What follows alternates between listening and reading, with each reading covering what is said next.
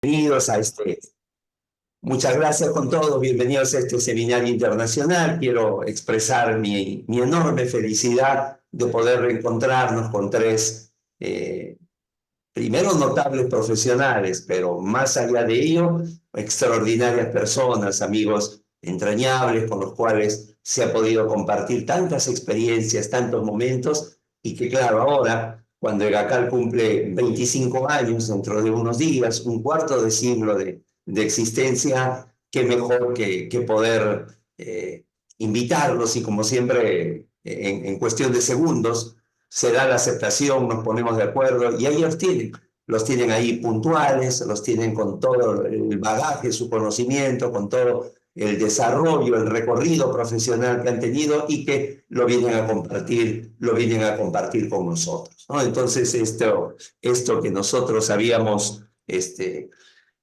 preparado, soñado con el tema de tener estos encuentros, estos seminarios, estos conversatorios internacionales, se dan gracias a los tres expositores que están acá, con los que iniciamos lo que esperamos sea una larga data, una larga agenda de seminarios que se van a dar de manera continua. Y comenzamos, como lo señalaba Anita en los preliminares, por aquello que definitivamente creo que tenemos de manera transversal en toda Latinoamérica, que son la discusión, el debate sobre las medidas de coerción.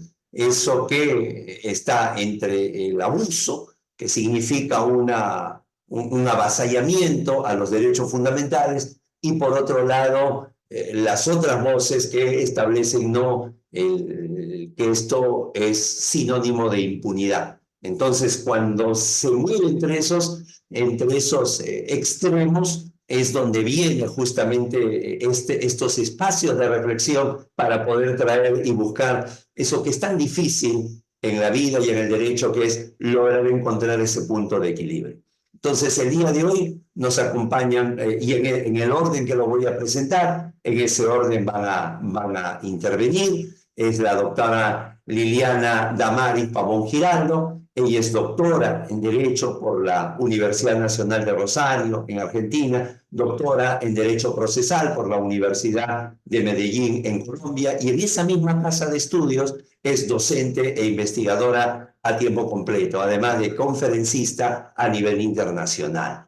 También nos acompaña en segundo orden, estará hablando el doctor Julio Vélez de Buenos Aires, Argentina. Él es docente de Derecho Procesal Penal y de Litigación Penal Adversarial en la Universidad Nacional del Centro, en la provincia de Buenos Aires. Además, es el presidente ejecutivo del Congreso Nacional Garantista de Azul, que se desarrolla hace más de 2 décadas. Y por último, para cerrar esto siempre con la intervención de Anita, entre una y otra intervención de nuestros expositores internacionales, el doctor Adrián Polanco Polanco, abogado defensor de los derechos humanos y académico de la UNAM, la Universidad Nacional Autónoma de México, ¿sí? Y como moderadora, nuestra directora, Ana Calderón Zumarriba, quien va a estar justamente llevando la dirección en lo que respecta a las opiniones. Nosotros estaremos atentos a las preguntas que dejan en el chat, a cualquier requerimiento. Esto es uno de aquellos temas donde se junta el ámbito de lo penal con lo constitucional, ¿no? Entonces, estas medidas de coerción que se dan con una mirada en el derecho comparado en cada uno de los países mencionados, Colombia, Argentina, México, pero también desde la luz del control de constitucionalidad y el control de convencionalidad. Así que nuevamente, bienvenidos. Muchísimas gracias al doctor Flores Hostos, a través suyo, un saludo a todos los asistentes. Así que, Damaris, nos dejamos contigo. Bien, mil gracias, Guido. Nuevamente agradecer a GACAL y felicitarlos, pues obviamente, por estos años en los que contribuyen a la sociedad, al conocimiento y a una mejor educación. Como decía Guido, pues mi interés es presentarles hoy un poco todo el tema de las medidas de coerción o medidas de aseguramiento. desde el punto de vista personal, porque también hay reales y otro tipo de clasificaciones en Colombia. Entonces me voy a permitir compartir pantalla, tomando en cuenta obviamente la temática de este conversatorio. Mi idea es abordar las medidas y verificar el impacto que esto ha tenido a nivel constitucional y convencional. Les mencionaré 2 o 3 sentencias, pero también les daré al final unas conclusiones con relación a lo que ha indicado la Corte Constitucional colombiana, que ha sido bastante activa con relación al tema y con relación a una línea jurisprudencial que yo hice hace varios años en lo que tiene que ver con la presunción de inocencia, indubio pro reo y la detención preventiva. Para tal efecto, quiero abordar 5 grandes temas para poder llegar a unas conclusiones. De forma muy breve, me parece que es importante hacer una breve introducción al sistema procesal penal colombiano, qué tipo de sistema somos, qué ley se expide y qué características principales nos cobijan. Luego abordaré una pequeña estructura del proceso penal colombiano, las 2 grandes etapas que tienen y quién tramita ese procedimiento, ya que me parece importante en el sentido de que va a hablar, por ejemplo, Adrián, que es de México. Allí no se habla de fiscal propiamente dicho, sino de Ministerio Público. Entonces quiero como que miremos bien esas figuras. Luego quiero hablar de algunas generalidades del Código Procesal Penal colombiano, pero específicamente algunas normas que tocan lo relacionado con la libertad, la captura y la restricción a la libertad, y obviamente todo lo que tiene que ver con las medidas de aseguramiento. Luego abordaré el tema de las medidas de aseguramiento, que en mi país se clasifican de diversas formas y en lo que tiene que ver con las personales hay unas que son privativas de la libertad y otras que no son privativas de la libertad. Y por último, tomando en cuenta toda esta parte teórica, pues realizaré un análisis atendiendo a los lineamientos que tenemos a nivel constitucional, específicamente 2 normas, atendiendo al Pacto Internacional de Derechos Civiles y Políticos y a la Convención Americana de Derechos Humanos. Para concluir, ¿qué se ha considerado en Colombia? Y podríamos decir que es quizás un tema utópico y es el deber ser, pero que en el fondo eso no sucede. Entonces comienzo con la primera parte. Cuando hablamos de la introducción al sistema procesal penal colombiano, lo primero que debo decirles es que en mi país el proceso penal se clasifica en 2 grandes etapas. Una etapa que es la etapa de investigación y otra etapa que es la etapa del juicio oral. No obstante, dentro de esas 2 grandes etapas, que lo vamos a ver más adelante, existe algo que se llama la indagación y existe algo que se llama la audiencia preparatoria, que es una especie de fase intermedia en donde se busca preparar precisamente ese juicio oral. Se implementa entonces un sistema penal acusatorio a través de la ley 906 del año 2004, es decir, ya cumplimos 20 años con este sistema. Debo decirles que nuestro Código Procesal Penal es quizá una experiencia significativa de Puerto Rico y de Estados Unidos, es decir, trajimos experiencias de estos países. En Colombia se han capacitado a muchos fiscales y a muchos jueces, porque antes teníamos un sistema más tirando a un sistema inquisitivo, teníamos un sistema escrito, hoy el sistema es oral, es un sistema en el cual se separan las funciones de acusación, la cual la va a tener la fiscalía, y allí en toda esa etapa de investigación le ayuda a la policía judicial.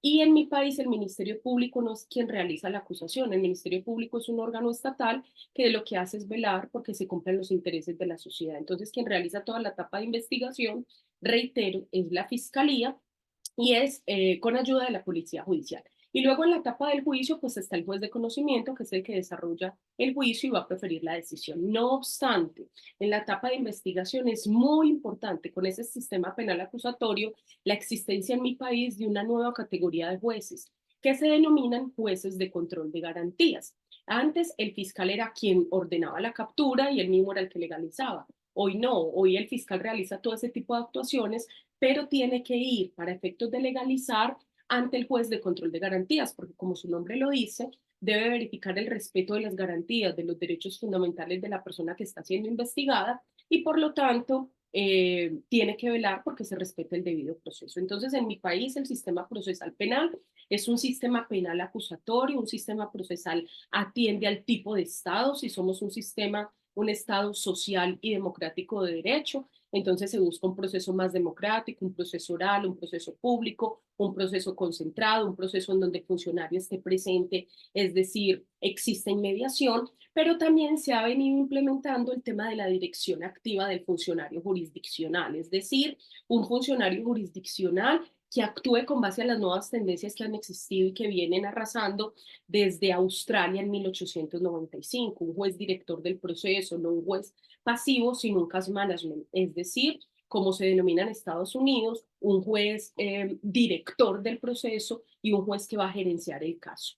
En ese orden de ideas, este sistema procesal nos lleva entonces a un juez penal adversarial, y cuando hablamos de un juez penal adversarial, tenemos que resumirlo en una dirección activa del proceso, de tal forma que busca acelerar el proceso y que las partes cumplan un rol, pero en que entre ambos logren desarrollar el procedimiento para poder adoptar una mejor decisión.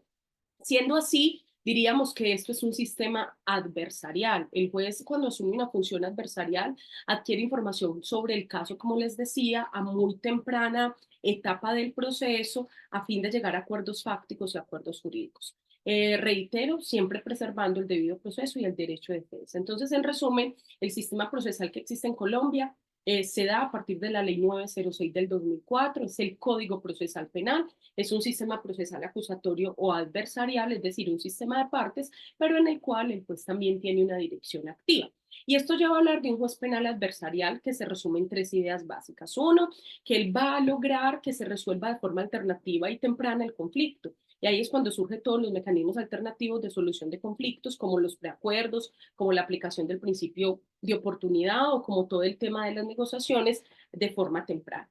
Segundo, busca la racionalización del juicio oral. Como les decía ahora, si bien tenemos dos etapas, en la fase intermedia existe algo que se llama audiencia preparatoria.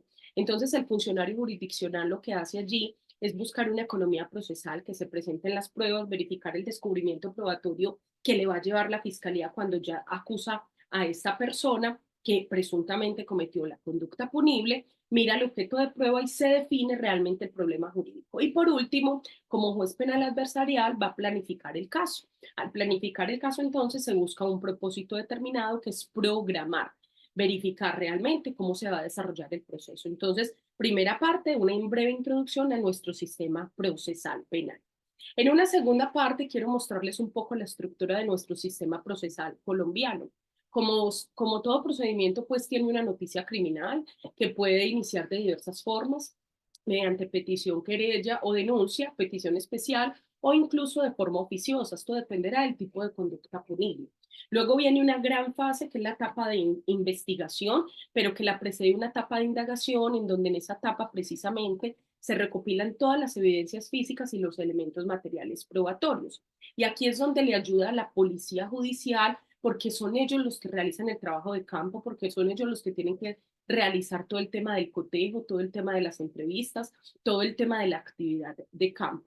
Realizado esto, entonces, se realiza la imputación y es con la imputación, no con la acusación, que comienza el verdadero proceso penal.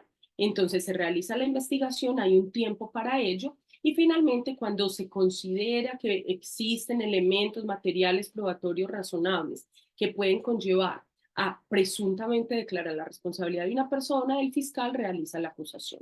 Cuando realiza la acusación, que es lo que ustedes ven finalizando la etapa de investigación, se pasa a la etapa de juzgamiento. Pero en esa etapa de juzgamiento viene la etapa intermedia que les comentaba hace un momento, que es la preparación del juicio. Es una audiencia preparatoria que lo que va a buscar allí es destapar, que todas las partes destapen o hagan descubrimiento de las pruebas que tienen en su poder. ¿Qué se busca en la primera etapa? En la primera etapa se busca todo lo que tiene que ver con la formulación o formalización de la imputación. ¿Y qué se hace en la etapa de juzgamiento? Básicamente tres etapas: práctica de pruebas, alegatos y fallo. Y posteriormente existe una etapa final, y es que si la persona es declarada responsable, una vez se decide mediante el juicio oral y se profiere la decisión, puede proceder algo que se denomina en mi país y en otros países incidente de reparación integral, que lo que va a buscar es que producto de la conducta punible se realice todo el tema de la responsabilidad civil por la comisión de la conducta punible. Es importante estas etapas para indicarles que no se puede decretar medida de aseguramiento antes de la formulación de la imputación. Entonces, primero se hace toda la etapa investigativa y una vez se hace la imputación, ahí sí es posible decretar lo que denominamos medidas de aseguramiento. Bien, entonces para resumir, en la etapa de indagación se hace toda la recolección probatoria, en la etapa de investigación se gira hacia poder realizar la formulación de la acusación, en la etapa intermedia se prepara el juicio oral, se programa, se planea y se hace el descubrimiento probatorio, y en la etapa del juicio o juzgamiento practicamos las pruebas, alegatos y decisión.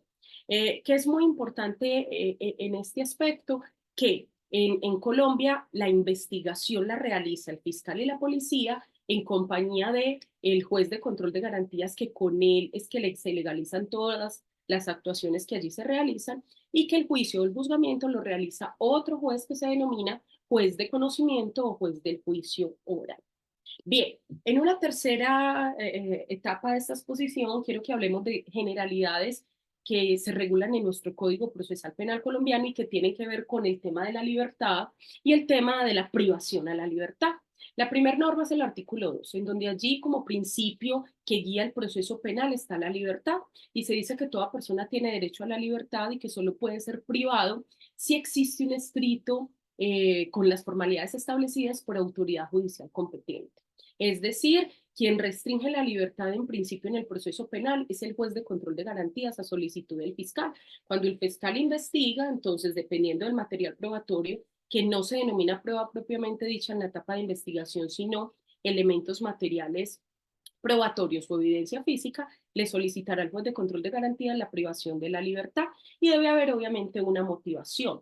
En principio, ¿qué se busca? Que sea necesaria esa privación de la libertad para que pueda comparecer esa persona que está siendo imputada al proceso. Dos, que se prive de la libertad para poder preservar la prueba. Y tres, que se proteja a la comunidad, específicamente a la víctima. Entonces, en ese sentido, el juez de control de garantía verifica que se cumplan estos tres requisitos, y si se cumplen, pues decretará la medida de aseguramiento, y si no se cumplen o es irrazonada y ya de pronto la persona está capturada, pues podrá revocar o hacer una sustitución de la medida que de pronto se haya impuesto. En segunda medida hablamos del artículo 3, en donde se habla como principio la prelación de los tratados internacionales. Quiero decirles que a nivel constitucional, en el artículo 93 de nuestra Constitución, se dice que los tratados que firme Colombia hacen parte de nuestro orden interno, es decir, todos nuestros jueces deben actuar también con base al bloque de convencionalidad y constitucionalidad y acorde a los estándares internacionales. Si ello es así, significa que en el proceso penal colombiano se debe respetar los derechos fundamentales y los derechos humanos. El artículo 7, por su parte, habla de la presunción de inocencia. Y eso está incluso desde un mandato constitucional, cuando nos dice que toda persona se presume inocente hasta tanto se demuestre lo contrario. Y solo se demostrará lo contrario cuando se alcance un alto grado de certeza con un estándar que se denomina más allá de toda duda razonable. Es decir, cuando se profiere en contra de una persona una decisión definitiva y frente a la cual ya no procedan recursos, o si procedieron se hayan resuelto, es decir, que exista cosa juzgada. Por su parte, el artículo 10 habla de que toda la actuación procesal en el proceso penal debe respetar los derechos fundamentales. Y el artículo 27 a su vez nos dice, a ver, al funcionario jurisdiccional hay que modularle su actuación. Y habla de 4 moduladores de la actuación procesal, en donde le dicen, cada que usted vaya a realizar una actuación al interior del proceso penal tiene que verificar 4 aspectos: la necesidad, la ponderación, la legalidad y la corrección. Hago alusión a esto porque los 3 primeros apuntan mucho a la imposición de medidas de aseguramiento, si la medida es necesaria, si la medida es ponderada y si la medida de aseguramiento o de coerción está establecida en la ley. Por su parte, el artículo 92 regula las medidas cautelares, pero sobre bienes. A estas no denominamos medidas de coerción personales, sino medidas reales, en donde se realiza embargo, por ejemplo, y secuestro de bienes de la persona que está siendo imputada, porque se busca que producto de eso posteriormente pueda pagar la indemnización por los perjuicios ocasionados. Frente a este tipo de medidas opera también la proporcionalidad y la necesidad. A su vez, el artículo 295 regula todo el régimen de la libertad y la restricción. Y cuando habla de la libertad y la restricción, lo primero que dice es toda persona, y eso está a nivel constitucional, tiene derecho a un derecho fundamental que es la libertad. Si se va a privar de la libertad, esta medida debe ser excepcional. Conclusión, el derecho a la libertad no se convierte entonces así en un derecho absoluto, y así lo ha establecido incluso nuestra Corte Constitucional. Entonces se pregunta, ¿se puede entonces privar de la libertad a una persona que no ha sido condenada? La respuesta es sí. En Colombia puede hacerse de forma excepcional, pero siempre y cuando su aplicación cumpla con 4 requisitos. La necesidad de la imposición de esa medida, que ésta sea adecuada, sea proporcional y sea razonable. Vamos a ver que esto más adelante lo desarrollarán otros artículos. Igualmente, el artículo 296 dice, ¿y cuál es entonces la finalidad para imponer restricción a la libertad? Y finalmente dice, se busca que no se obstruya la administración de justicia, es decir, si yo impongo la detención preventiva y privo de la libertad a una persona es para que no obstruya el desarrollo del ejercicio de la función jurisdiccional. 2, porque voy a asegurar que comparezca al proceso. 3, porque debo proteger a la comunidad, porque se considera que esa persona es peligrosa. Ahora más adelante les mostraré una sentencia que aborda el tema de la peligrosidad y si estamos hablando entonces es de un derecho penal de autor y finalmente para que cumpla la pena. En el artículo 297 se regula todo el tema de la captura y los requisitos y reitero, debe venir de una autoridad judicial competente y debe constar por escrito. En el 299 se habla del trámite de la captura y significa que entonces es el juez de control de garantías o el juez de conocimiento quien realizará todo el trámite y lo enviará a la fiscalía y a los organismos competentes para que procedan a la aprehensión física de la persona. A su vez, el artículo 300 habla de que el fiscal en ocasiones, pero de forma excepcional, podrá realizar captura, valga la redundancia, de manera excepcional, siempre y cuando existan unas causales, y se da porque no se encuentra el juez de control de garantías. El artículo 301 nos habla de la flagrancia, es decir, cuando una persona es sorprendida durante la comisión de una conducta punible.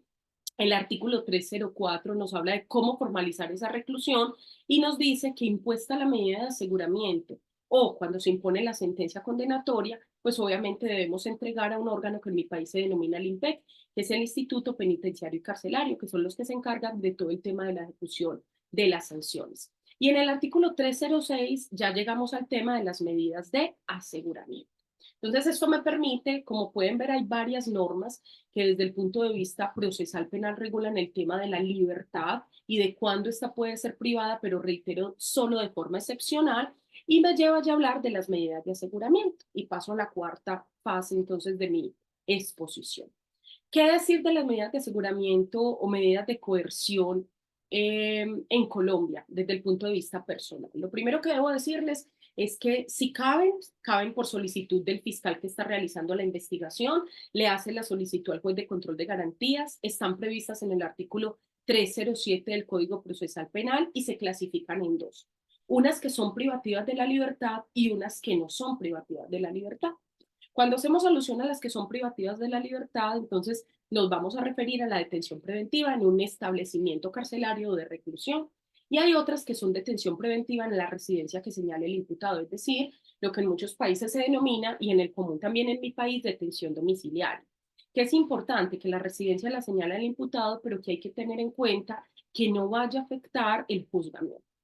Y las medidas que no son privativas de la libertad, mencionamos 9 de ellas. 1, la vigilancia electrónica. 2, la obligación que tiene una persona de ser sometida a vigilancia por parte de una persona o institución. 3, también se le puede imponer que se presente periódicamente al despacho jurisdiccional o cuando éste lo requiera, o la autoridad específica. 4, que debe observar buena conducta y se habla de conducta moral, de conducta familiar y de conducta social e incluso individual. 5, prohibición del salir del país. 6, también se puede imponer la prohibición de que concurra a determinados lugares o reuniones y se le puede incluso prohibir que se comunique con ciertas personas o la víctima. Ojo, teniendo claro en esta prohibición de comunicación que no puede afectarse el derecho de defensa. Allí es muy extraño porque se menciona una desde el punto de vista personal que es prestar caución. Y recordemos que todo el tema de prestar caución se convierte en algo frente a bienes, o sea que sería una medida real, pero está aquí. Y finalmente está la prohibición de salir del lugar de habitación por el término de 6 meses. Como podemos ver entonces, las medidas privativas se suspende el derecho, valga la redundancia, a la libertad, y en las medidas no privativas, pues esto no sucede. ¿Qué es importante saber aquí? Que el juez puede imponer una medida o puede imponer varias. ¿Qué sucede? En Colombia, la medida privativa no puede exceder el término de un año, no obstante hay unas conductas punibles que son tramitadas por jueces especializados, todo lo que tiene que ver con secuestro extorsivo y narcotráfico, que puede dar lugar a una prórroga por un tiempo superior. Solo se impone medida privativa, reitero, si quien solicita, y esto es muy importante, me queda un minuto, Guido, me va a tomar 5 minutos más, si me disculpan, para poder concluir la idea. Entonces, solo la solicita, perdón, quien solicita la medida de aseguramiento privativa, solo se puede imponer si realmente se descubre que es necesaria. Porque si se descubre que a través de otra medida, que son estas no privativas, es suficiente, pues se tendrá que implementar es una medida no privativa de la libertad. Les hablaba del término de la detención preventiva. Si se supera el término, la persona debe dejarse en libertad o el juez de control de garantías debe realizar la sustitución. Que es muy importante, Anita, lo que tú hablabas ahora, ¿cuáles son los criterios para imponer una medida privativa de la libertad? En Colombia, la decreta, reitero, el juez de control de garantías, debe existir elementos materiales probatorios o evidencia física que logren determinar razonablemente, es decir, que realmente justifiquen que esa persona es el autor o partícipe de la conducta punible. Y tiene varios requisitos. Entonces, acá hablo de los requisitos de la detención preventiva.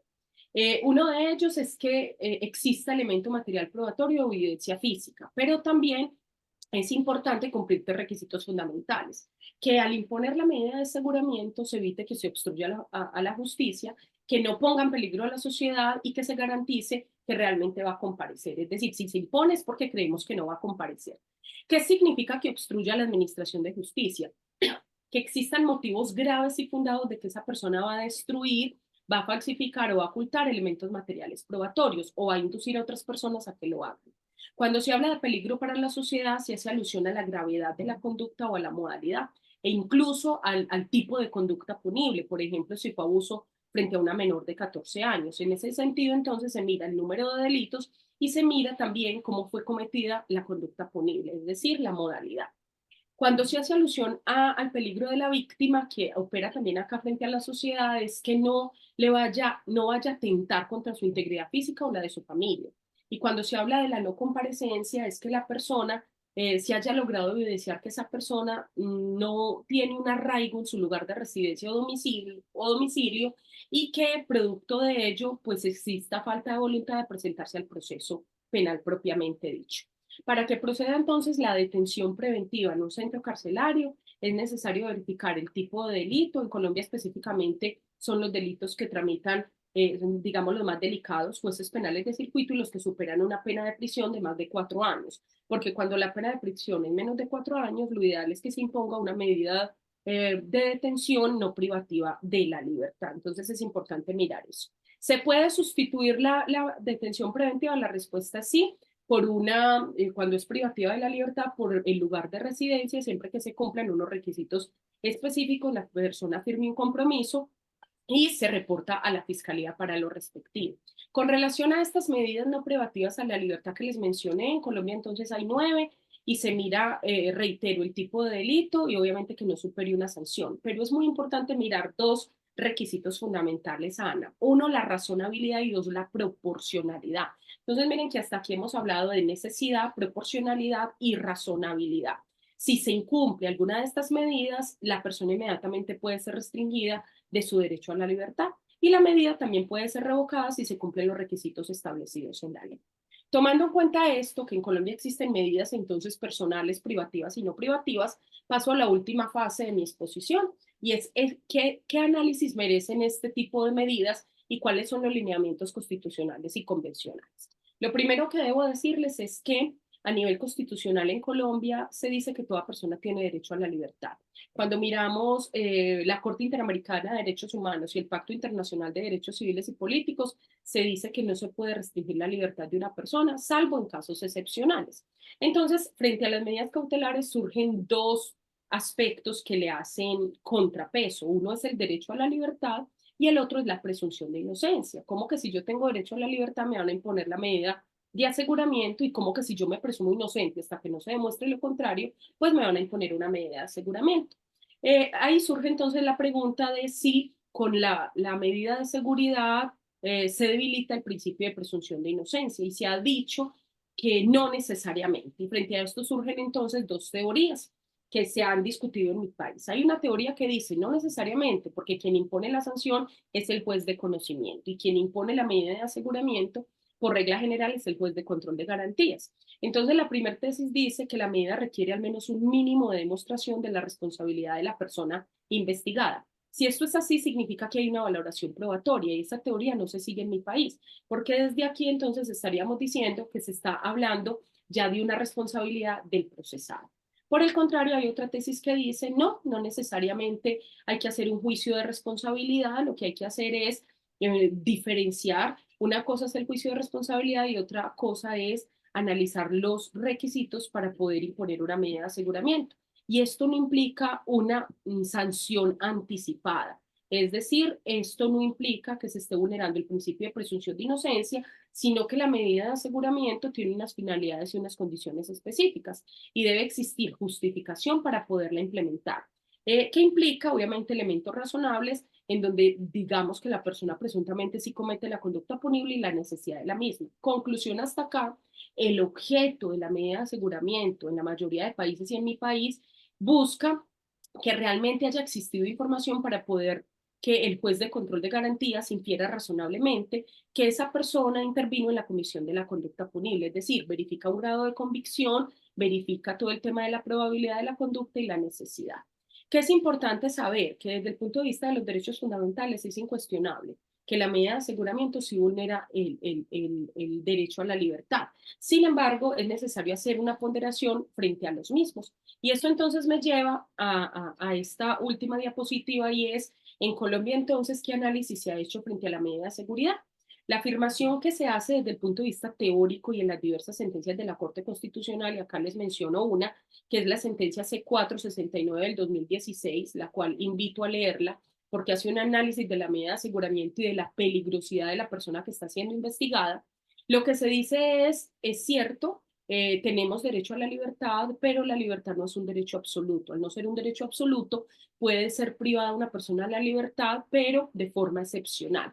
Y esa medida no implica un juicio anticipado de la responsabilidad, es algo simplemente transitorio, porque como el derecho penal es público, lo que se busca es proteger el interés público y el interés general. Entonces se ha indicado por la Corte Constitucional que se puede aplicar, que el fin es simplemente preventivo, que esa medida de aseguramiento lo que busca es proteger a las víctimas y que eso no implica que lo que decía el juez de control de garantías en la etapa de investigación y cuando impone esa medida, pues incida en la decisión del juez de conocimiento. Por su parte, esta sentencia que les mencionaba analiza todo el tema de la peligrosidad y hace un análisis desde estándares internacionales para decir que si bien la libertad se protege en el artículo 7º de la Convención Americana de Derechos Humanos, no necesariamente desconoce la presunción de inocencia porque el fin de la medida es evitar riesgos que se producen en el proceso penal. Por eso entonces el derecho a la libertad no es absoluto y puede sufrir privaciones y restricciones, pero que esas restricciones deben ser temporales. De ahí que la privación sea una privación legítima, que tenga un fin preventivo, que lo que busque sea garantizar el cumplimiento de las decisiones, la presencia del imputado en el proceso y la estabilidad y tranquilidad de la sociedad. En ese sentido, entonces, y termino con esta parte, en Colombia la medida de aseguramiento tiene dos límites. Hay unos que son los límites formales y otros que son los límites sustanciales. Cuando se hace alusión a los límites formales, se dice que solo se puede imponer lo que indique la ley, es decir, principio de reserva de ley. Es el Congreso de nuestro país el que legisla y es el que indica las medidas cautelares y las condiciones para su imposición, asimismo los motivos que se deben indicar. Y también uno de los límites formales es la reserva judicial. Solo la puede imponer la autoridad que sea competente por un mandato escrito y con un motivo concreto. Por su parte, los límites sustanciales son cuatro básicamente. Uno, que exista un contenido de la medida y una justificación. ¿En qué medida se justifica esa medida de aseguramiento? Dos, la excepcionalidad, es decir, hay que justificar el por qué, porque esa no puede ser la regla general. Tres, la proporcionalidad y necesidad, es decir, si tenemos y estamos ponderando libertad versus bienes jurídicamente importantes, entonces cómo vamos a ponderar y cómo vamos a llegar a un equilibrio entre la protección de ese derecho fundamental y la severidad. Y por último, el tema de la gradualidad, atendiendo a la conducta punible, cuál es la mejor medida de aseguramiento para imponer. En ese sentido, entonces, y termino con eso, en Colombia se ha indicado que la medida de aseguramiento no es contradictoria con la presunción de inocencia ni con el derecho a la libertad. Simplemente lo complementa porque interesa, si el interés general, valga la redundancia, interesa a la comunidad y se dice que estamos acorde a estándares internacionales. Con relación a esto, yo simplemente debo decir que lo que se exige es que esté realmente fundada y que se cumplan los requisitos establecidos en la ley. Finalmente, nosotros tuvimos un fiscal en una época que fue el doctor Eduardo Montealegre Linet, y él muy preocupado decía que no podemos caer en un proceso penal no democrático, en donde creemos que toda conducta punible debe llevar a prisión a una persona. Entonces él decía que el proceso penal no puede renunciar a las garantías, que es necesario que no seamos excesivos, es necesario que si se priva de la libertad esto sea de forma excepcional, pero que en todo caso respetemos los derechos fundamentales y respetemos la presunción de inocencia, porque hoy estamos en un derecho penal garantista que debe velar por los derechos también del que está siendo imputado, investigado, procesado o condenado. No siendo más, muchísimas gracias, pues en un corto tiempo simplemente visualizo lo que se dice en mi país, pero quería adicionar que independientemente de esta parte teórica, es necesario que tengamos en cuenta algo, y es que en mi país hoy las cárceles están hacinadas. Hoy mucha de esta teoría no la estamos cumpliendo y el sistema penal acusatorio, si bien busca las garantías de las personas, también ha llevado a un alto grado de impunidad. Entonces, el llamado es, la teoría dice una cosa, la práctica dice otra, cómo compaginar estos dos aspectos para que realmente el proceso penal sea un proceso penal que, si bien es última ratio, pues sea un proceso garantista de los derechos fundamentales. Mil gracias.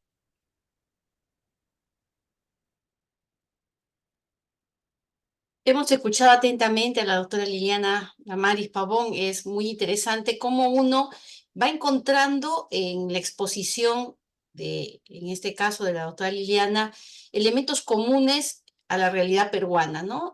Primero ese divorcio que existe entre lo normativo, lo teórico y la realidad. Esta preocupación que se presenta a partir de una situación real de cárceles hacinadas, de un abuso de la prisión preventiva, de que existen otras alternativas pero que no se aplican, pero a su vez también la preocupación de la eficacia punitiva en el sentido de los resultados que se aspiran legítimamente por parte de la sociedad en torno a que determinado tipo de comportamientos ilícitos también sean sancionados en su debida oportunidad. Vemos que hay elementos comunes en torno al sistema acusatorio, la influencia que tiene la Constitución y el sistema americano de protección de derechos humanos. Tenemos en el Perú también estos límites formales y estos límites materiales. Yo creo que hemos pasado por una etapa de maduración en el tema de las medidas de coerción. Hace 3 décadas atrás, tal vez un juez discrecionalmente y sin ningún tipo de parámetro dictaba la prisión preventiva.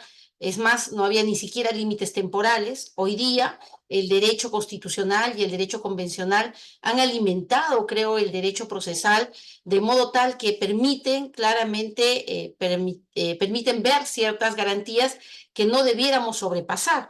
Sin embargo, tenemos todavía este mismo problema que se da lamentablemente, que no podemos superar y que creo que se da justamente porque es muy difícil, ¿no? Elegimos este tema justamente por el equilibrio que debe de existir y donde creemos que el juez de garantía, lo que llamamos acá juez de investigación preparatoria, tendría el rol fundamental de ver por este equilibrio entre la búsqueda de la eficacia, el aseguramiento de los resultados en el proceso penal y el respeto a los derechos fundamentales. Vamos a seguir escuchando a nuestros ponentes. Guido, continúa en la exposición el doctor Julio Vélez. Efectivamente, Julio Vélez de Argentina. Adelante, Julio. Bienvenido y muchas gracias. Bueno, muchas gracias, buenas noches.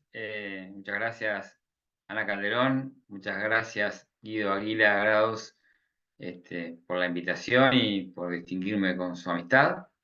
El tema que nos ha convocado es el tema de las medidas de coerción personales.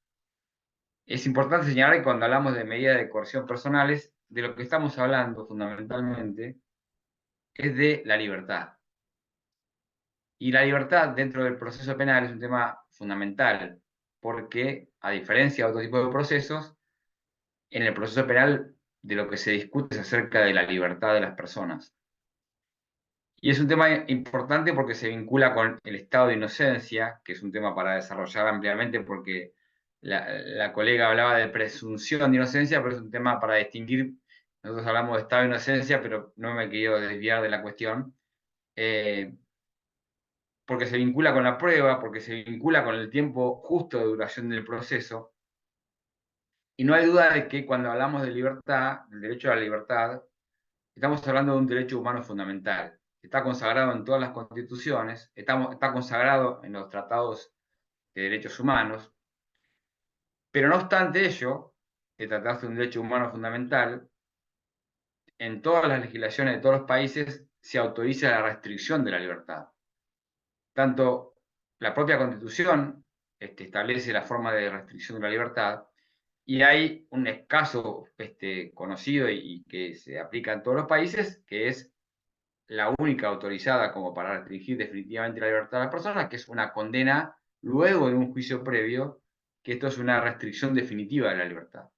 También existen lo que son las restricciones provisorias, que es el caso de la prisión preventiva, que es la medida cautelar de coerción personal más grave del proceso penal, por eso es la que mayor atención debemos poner sobre ella, porque implica la detención provisional de una persona que teóricamente es inocente hasta que se demuestre lo contrario, y sin embargo se la encarcela preventivamente hasta esperar que haya una sentencia definitiva.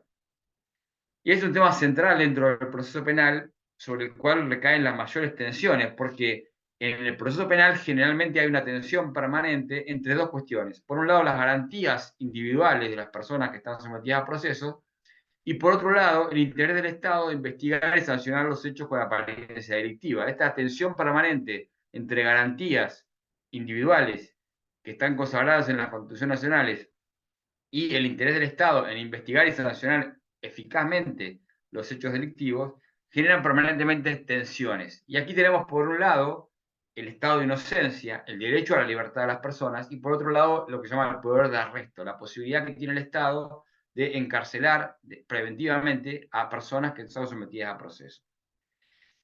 Esas garantías, teóricamente, son un límite al poder tanto procesal como penal del Estado. Lamentablemente, lo que se puede verificar es que si bien todas las constituciones, todos los códigos procesales consagran expresamente que durante el proceso la regla debe ser la libertad, la realidad nos permite enfrentarnos a una cuestión totalmente definitiva, diferente, que es que la regla, en vez de ser la libertad, la regla es la aplicación de la prisión provisional. Y claramente, la prisión preventiva es un resabio del sistema inquisitivo. Hemos visto que los procesos penales han evolucionado en todos los aspectos. Pasamos de un proceso inquisitivo a un proceso acusatorio, a un proceso adversarial, a juicio por jurados. Imagínense la evolución que hay en ese derrotero de llegar del inquisitivo a juicio por jurados que se está aplicando en la mayor parte de Argentina en este momento. Pero la prisión preventiva sigue igual que siempre. No ha evolucionado, todo lo contrario, ha evolucionado. Y no hay dudas que, independientemente de las justificaciones que se pretenden hacer para que no parezca tan cruel la aplicación de una pena a un inocente, que la aplicación de una prisión provisional a una persona respecto de la cual todavía no hubo una sentencia definitiva de culpabilidad es claramente violatorio de la Constitución e implica un anticipo de pena. La realidad nos demuestra, porque podemos ponerle cualquier nombre, pero una privación de la libertad que se cumple en un establecimiento carcelario, en la cual están las mismas personas que después son condenadas, porque ni siquiera se los separa, y que están privados de la libertad igual que una persona condenada, no hay ninguna forma de justificar y de diferenciar lo indiferenciable. Entonces, esta prisión preventiva es claramente un anticipo de pena. Si tenemos la garantía del juicio previo como una garantía fundamental para aplicar la condena, y tenemos el estado de inocencia que se supone que acompaña a toda persona hasta que una sentencia definitiva demuestre lo contrario, no se puede, o sea, estamos hablando de cuestiones de lógica y sentido común. ¿Quién puede discutir razonablemente que cuando tenemos una persona privada de la libertad, en las mismas condiciones que se le aplica a un condenado, le estamos anticipando una pena sin que nadie haya dicho todavía culpable o inocente? Podemos disfrazarlo de la forma que querramos, pero la realidad es la realidad. Y el estado de inocencia, insisto, solamente puede ser destruido por una sentencia condenatoria. Mientras tanto, la persona sometida a proceso es inocente. No hay una presunción de inocencia, es inocente. Y entonces, insisto en esto de que la prisión preventiva es la gran deuda del proceso penal y que se aplica como regla y no como excepción. La realidad es que para tratar de compatibilizar las garantías individuales y el poder de reto del Estado, aparecen las medidas cautelares. Y en este caso, la medida cautelar más importante que decía yo es la prisión preventiva. Lamentablemente, esta medida cautelar en la práctica se la utiliza como un instrumento de control social para lo que son las clases vulnerables y también como un instrumento de extorsión en casos vinculados con la política. Eso en todos los países, al menos en Argentina, lo hemos verificado. Entonces, la prisión preventiva se amplían criterios. Acá hay una famosa doctrina Irursum que se estableció años atrás, que era la aplicación automática de la prisión preventiva para personas vinculadas con la política, con el dato de que por su nivel económico y sus posibilidades tenían potencialmente la posibilidad de eludir la acción de la justicia y irse del país. Y ese criterio de elusión de la acción de la justicia era generalizado para todas las personas políticas. Era un mecanismo de persecución política. Y también está vinculado con el tema de el incremento de la punición y la política de mano dura. O sea, el tema del delito, más allá de que hay todo un fenómeno de securitización y de mano dura, también está vinculado con la política porque se lo utiliza electoralmente. Y también la prisión preventiva entra dentro de esta misma cuestión. Insisto, no puede haber dudas que la prisión preventiva es la aplicación de una pena sin juicio y que una persona durante el proceso goza de un estado de inocencia, con consecuencias gravísimas. ¿Por qué? Porque estas consecuencias que implica la prisión preventiva son gravísimas para la persona que lo sufre en su cuerpo y en su alma, pero también tiene daños para el Estado, porque el Estado le implica mayores costos tener personas privadas de la libertad cuando existe la posibilidad de medidas alternativas que igualmente aseguren los fines del proceso. Las consecuencias personales gravísimas son porque se cumplen en los mismos establecimientos carcelarios de los condenados, o sea, familiares, disgregación, sociales, no tienen posibilidades laborales de reintegro a la sociedad ulteriormente. Si hay altos índices de desempleo, imagínense una persona que estuvo en la cárcel y después conseguir un trabajo, pero además tiene una incidencia muy grave en el aspecto procesal. ¿Por qué? Porque una persona que llega al juicio privado de la libertad tiene muchas más chances de ser condenado que si llega en libertad. Los jueces tienden, consciente o inconscientemente, a justificar la privación preventiva de la libertad. Entonces, al momento de dictar una sentencia condenatoria, el que llega a la libertad tiene más chance de salir absuelto que el que llega privado de la libertad en prisión preventiva de ser condenado. Esto es una realidad y está comprobado empíricamente. Y además las consecuencias para el Estado, porque el Estado tiene mayores costos que si una persona se aplica una prisión domiciliaria con monitoreo electrónico, por ejemplo, que igualmente aumentaría los riesgos de fuga. Con otra cuestión más que no es para desarrollar, es que el Estado no brinda contracautela, como con solo las medidas cautelares generales, un requisito fundamental es la contracautela. El Estado, como se le presume solvente, no brinda contracautela y nunca va a ser responsable de una prisión preventiva mal dictada. Si a los jueces de garantías se le hiciera responsable por alguna prisión preventiva mal dictada, se cuidaran bastante más de dictar tan livianamente las prisiones preventivas. Y entonces, lo que tenemos es que la prisión preventiva se aplica como regla. El diagnóstico de la realidad lo conocemos todos, pero la idea ya, no es quedarnos en el diagnóstico, sino tener cuestiones propositivas y ver qué se puede cambiar para que esta realidad de la aplicación generalizada de la prisión preventiva cambie. Y el camino ha sido marcado por las recomendaciones que ha establecido la Comisión Interamericana de Derechos Humanos, en particular para Argentina, pero para diversos países, y ha señalado la necesidad de priorizar las medidas alternativas. El camino ese que señala la Comisión Interamericana de Derechos Humanos en las recomendaciones del año 2017 dice que implica, primero, priorizar las medidas alternativas. Segundo, establecer el plazo máximo de duración de la prisión preventiva, porque hoy muchos países hablan del plazo razonable en la Comisión Americana y no tienen un plazo definitivo. Con lo cual, ampliamente se los puede tener privado de libertad el tiempo que sea. Muchos códigos de la Argentina no tienen plazo. Algunos sí, pero muchos no tienen un plazo máximo. Imagínense, puede estar sine die, preso, privado de libertad.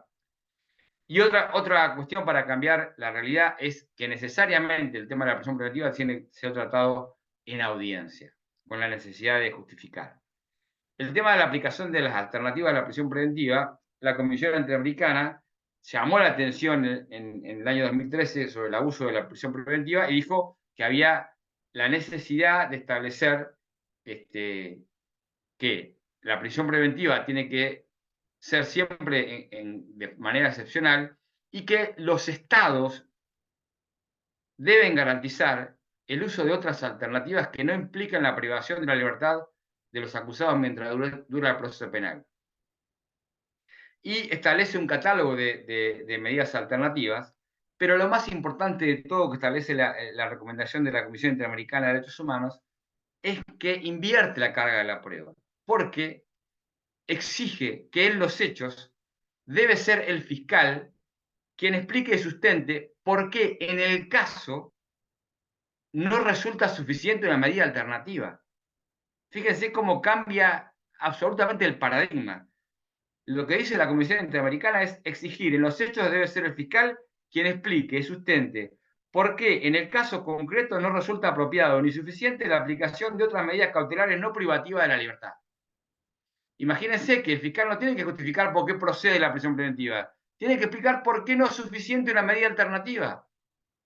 Este cambio es fundamental. Y el juez tendrá que evaluar los riesgos procesales y el requisito, los demás requisitos de la prisión preventiva. Es un verdadero cambio de paradigma y muchos códigos procesales modernos han establecido que las reglas de libertad y han traído una serie de catálogos de medidas alternativas. Yo tengo para señalarle un par en Argentina, el Código Procesal Penal Federal, que se está implementando paulatinamente, pero en particular le voy a señalar el Código Procesal Penal de Tucumán, que a partir del artículo 230 regula las medidas de coerción y cautelares. Y dice el principio general: las medidas de coerción tendrán carácter excepcional y serán proporcionales a la pena o medida de seguridad y corrección que se esperan del procedimiento. Serán impuestas cuando fueran absolutamente indispensables para asegurar los fines del proceso. Pero lo más interesante está luego en el catálogo que establece. Un catálogo de 15 posibilidades. Y dice, medida de coerción. El juez, cuando lo considere conveniente, podrá imponer al imputado promesa de someterse, prohibición de realizar cualquier acto, obligación de someterse al cuidado y vigilancia de la persona en instrucción, permanecer a disposición del tribunal, presentarse periódicamente ante el juez de autoridad, prohibición de salir sin autorización previa, retención de documentos de viaje, prohibición de concurrir a determinadas reuniones, prestar caución, exclusión del hogar en cierto tipo de proceso, la vigilancia por dispositivo electrónico, el arresto en su domicilio, bla, bla, bla. El último dice, la prisión preventiva en caso de que las medidas anteriores no fueran suficientes para asegurar los fines indicados. La prisión preventiva en el último lugar, y en el caso de que todas las 14 anteriores no fueran suficientes, y que además se pueden aplicar no individualmente, sino conjuntamente. Entonces, establecer que la prisión preventiva va a ser solamente cuando las demás no sean suficientes es un gran cambio de paradigma, entonces estableciendo alternativas y que el fiscal sea el que tenga que justificar. Y es muy importante que esto acontezca en una audiencia, porque en la audiencia, si el fiscal tiene que justificar por qué no son suficientes las medidas alternativas, y además después de eso justificar la prisión preventiva, va a haber un contradictorio verdadero, porque en la práctica, como se funciona en muchos casos, el tema de la aplicación de la prisión preventiva son formalidades y justificaciones abstractas, en fórmulas que solamente tienen en cuenta la pena en expectativa. y dicen que el monto de la pena en expectativa es suficiente para presumir que la persona va a eludir la acción de la justicia. Este parrafito, copiado y pegado en 200 fallos. Acá un ex alumno de la facultad hizo un trabajo de tesis para la maestría de Adolfo Alvarado Belloso sobre la aplicación de la prisión preventiva y la fórmula que se aplica en la Cámara Penal de Azul para aplicar la prisión preventiva. Repiten no sé qué cantidad de fallos repitiendo la misma frasecita. Hay una tesis de maestría sobre este punto. Imagínense. Se llama Christian Salvir, que hizo la tesis.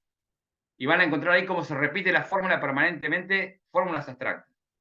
Con lo cual, es fundamental entonces la aplicación de alternativas, que sea el fiscal el que tenga que fundar, porque esto implica un doble filtro porque por un lado tiene que justificar que no es suficiente la alternativa y luego justificar la prisión preventiva. Y por último, establecer un plazo máximo. Esto es fundamental. Porque si tenemos un plazo máximo de la prisión preventiva de 1 año, de 8 meses o de 12 meses, eso va a ser fatal. Cuando vence el plazo máximo, la persona va a ser puesta en libertad. Y entonces, esto en muchos códigos procesales de la Argentina no existe. Establecer un plazo máximo es clave, porque si tenemos la prisión preventiva que se extiende en el tiempo, también esto ayuda a que los procesos sean más rápidos. En la provincia de Neuquén se cambió el Código Procesal Penal estableciendo una prisión preventiva más breve, y entonces los juicios duraban menos. Empezaron a durar menos los juicios, porque si no los tienen que poner en libertad, se aceleraron los plazos del proceso.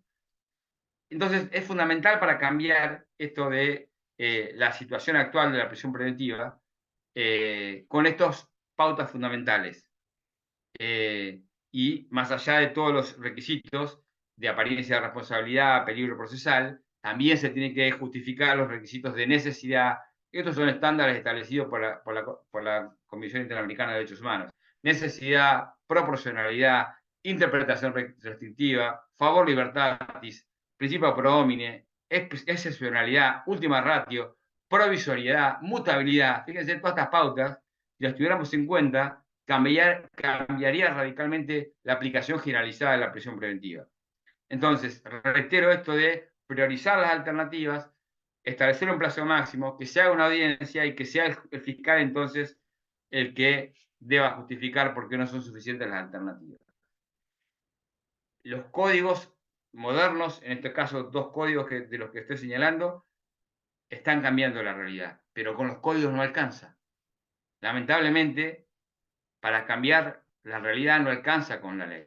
La ley es el principio, pero es fundamental cambiar la cabeza de los operadores, porque si seguimos con operadores que tienen un viejo código en la cabeza, más allá de lo que está en la realidad, van a justificar lo injustificable. Y estos cambios se generan desde fuera del sistema judicial. Estos cambios se generan desde la academia, desde las universidades. Estos cambios se generan desde estos debates que podemos dar públicamente y sin tener que cubrirnos o cuidar ningún cargo. Por eso reitero que para cambiar el paradigma de lo que ocurre actualmente de la aplicación generalizada de la prisión preventiva, se tiene que tender hacia la aplicación de medidas alternativas, establecer un plazo máximo en la prisión preventiva, que esto se resuelva en la audiencia. Y de esta forma vamos a empezar a cambiar y vamos a tratar de saldar la gran deuda que tiene el proceso penal con el estado de inocencia y con el juicio previo, que son las 2 garantías más importantes y vinculadas entre sí, que están permanentemente vulneradas y afectadas cuando se aplica la prisión provisional a personas inocentes antes de una sentencia definitiva. Muchas gracias. Muchas gracias, Julio. Muy interesante tu participación. Primero, porque nos haces ver una situación de tensión que es visible, creo, en todas nuestras realidades, justamente por la protección de los derechos, el estado de inocencia y, por otro lado, la eficacia punitiva. Pero creo que lo que más nos ha llamado la atención de tu intervención, y sería bueno que así se legislara en todos los países, el que realmente se manifieste en un nivel normativo la prisión preventiva como una última ratio, como ha pasado en el Código Procesal de Tucumán. Al contrario, lejos de que esté al final de la lista, en muchos de nuestros países la prisión preventiva encabeza la lista y las otras alternativas aparecen después, cuando justamente por esta última ratio y la pro libertate también, y esta interpretación siempre a favor de los derechos, debiera estar como una última posibilidad. Además, la llamada reflexión que tú nos das del trato no diferenciado que se da al procesado respecto al sentenciado, y eso indudablemente ya acabó con el estado de inocencia. En ninguno de los centros penitenciarios de nuestros países se tiene a los procesados en un tratamiento distinto al de los sentenciados. Tal vez de denominación sí, pero en términos de realidad están sufriendo las mismas limitaciones que un condenado, entiéndase, cuando todavía no ha habido una condena, y a veces con una indolencia de parte de los operadores de justicia que se mecanizan en el dictado de las prisiones preventivas sin tener en consideración todo este aspecto humano y este impacto negativo también para el propio Estado, conforme tú lo has resaltado. Gracias, Julio, por la reflexión muy interesante, y más bien pasamos ahora a escucharlo al doctor Adrián Polanco, por favor. Gracias. Muy buenas noches. Muchas gracias, doctora Ana Calderón. Gracias, doctor Guido Águila. Es un gusto y un placer poder compartir con ustedes esta celebración de tan prestigiosa Escuela de Derecho. Agradecer a mis compañeros de panel, la doctora Liliana Pavón, respeto y admiración con el que siempre y el honor de participar con usted, así como con el doctor Julio Vélez, que es un placer haberlo escuchado. Bueno, me toca esbozar un poco del proceso de qué ocurre con estas medidas cautelares personales en el procedimiento penal mexicano. ¿Cómo debemos de entender? Pensémoslo del siguiente modo.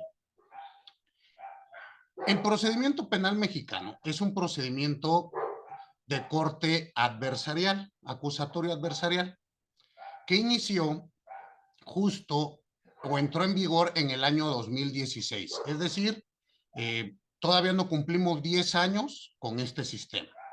Anteriormente teníamos un sistema que le llaman mixto,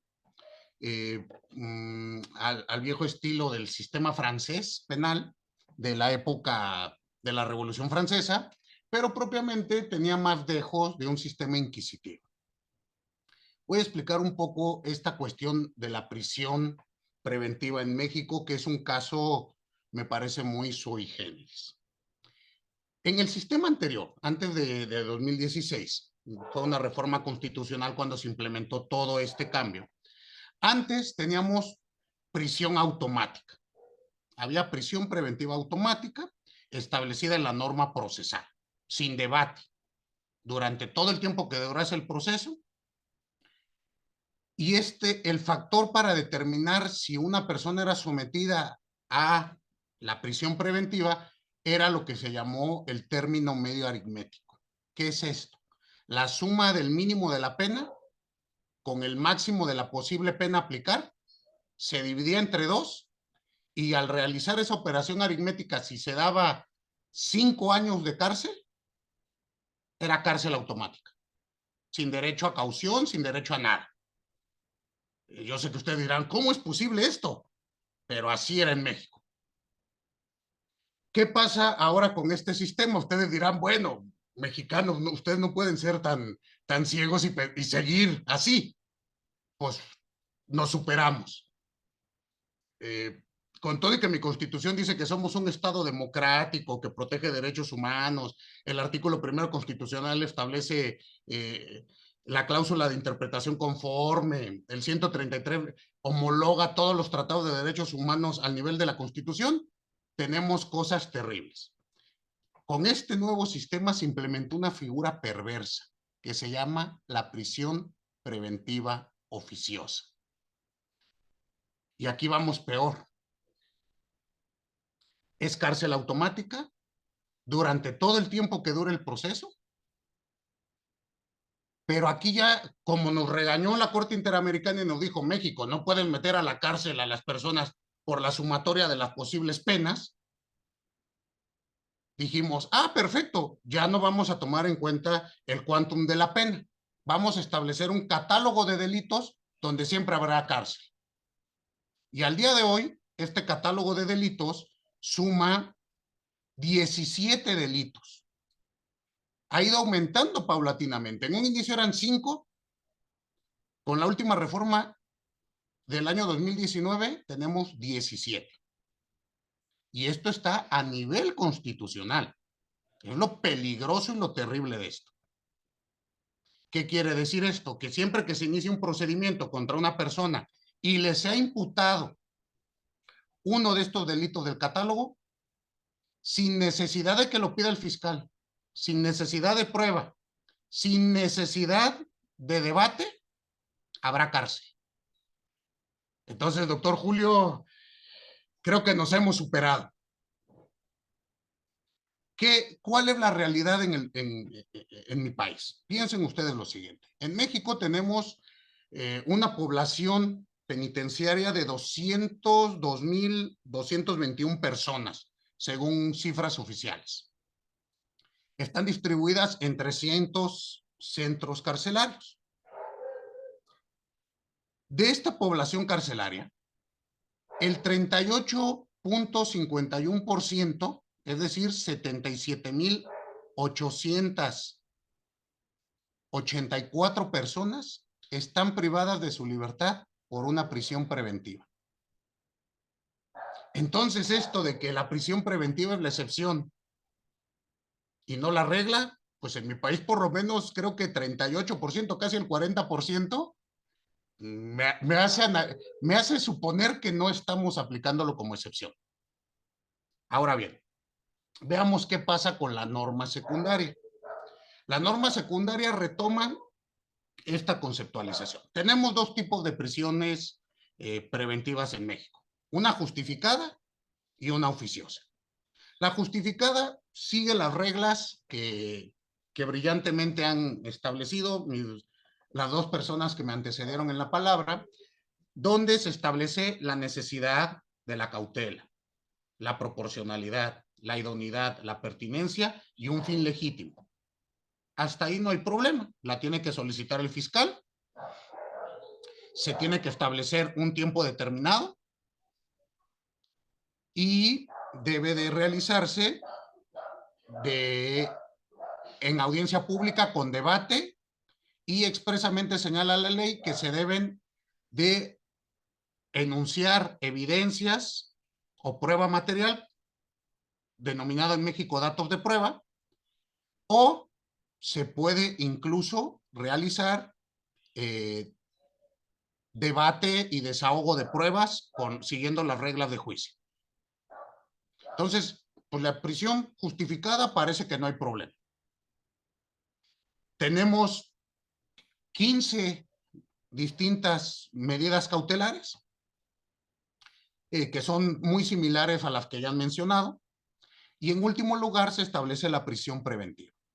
Expresamente la norma adjetiva, la norma procesal, señala que en el caso mexicano la prisión preventiva será la última ratio. Expresamente se establece. Incluso indica que el juzgador está obligado a justificar las razones por qué la medida cautelar impuesta, cualquiera, resulta la menos lesiva para el imputado. Es decir, se establece el criterio de mínima intervención. Insisto, en la ley. En la práctica, esto es letra muerta. ¿Sale? Entonces tenemos esta prisión preventiva justificada y tiene algunos aspectos perversos que me imagino algo similar ha de ocurrir en sus países. Tenemos estos fines que ha establecido la Corte Interamericana, que son retomados en mi país y escucho que en todos.